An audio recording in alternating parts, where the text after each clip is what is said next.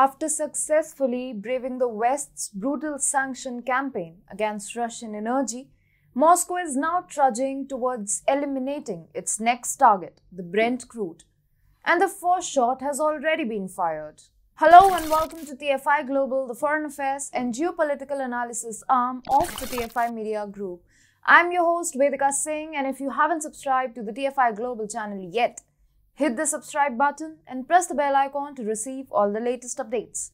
And please install our Apple and Android mobile app. The link is given below in the description. Russia's decades-old dream of having an oil benchmark of its own is finally coming true. According to Bloomberg, key Russian ministries, domestic oil producers, and the central bank plan to launch oil trading on a national platform in October.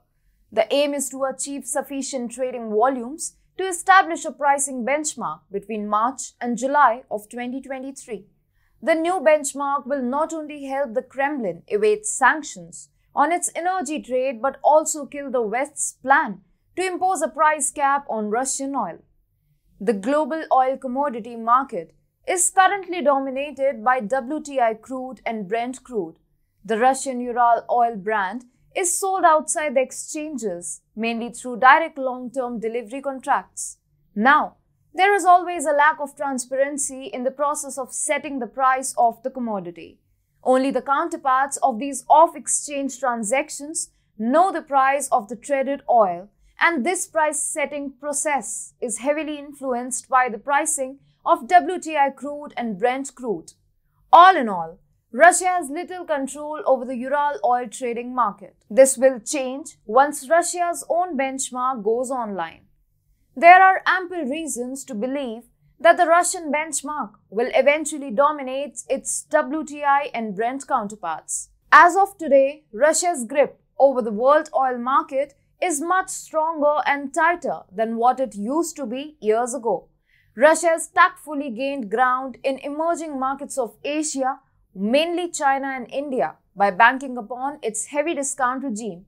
China's imports of Russian oil and fuel rose by nearly 250,000 BPD in May, topping 2 million BPD for the first time, with India taking Germany's place as the number 2 destination for Russian shipments in recent months. This rising clout of the Russian Ural oil brand will make it easier for Russia to market its upcoming oil benchmark. The other arrow in the Russian quiver is its ability to neuter competitors through its discount regime. According to data provided by Platts, a barrel of Urals has been traded with no more than a $4 discount of Brent's price over the period from 2010 to 2016. For emerging markets across the world, the Russian benchmark will soon become a preferred oil commodity market, thus dimming the future prospects of other oil benchmarks. The new benchmark will also make the Russian energy more sanctions-proof. For instance, the G7 nations have already announced plans to squeeze Russian oil revenues by imposing price capping on Russian oil.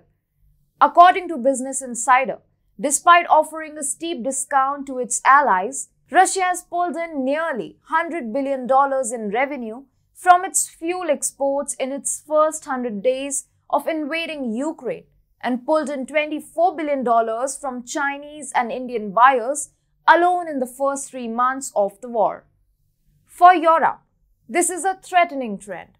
So, in Germany last month, the G7 leaders announced, "We will consider a range of approaches, including options for a possible comprehensive prohibition of all services, which enable transportation of Russian seaborne crude oil and petroleum products globally, unless the oil is purchased at or below a price to be agreed in consultation with international partners."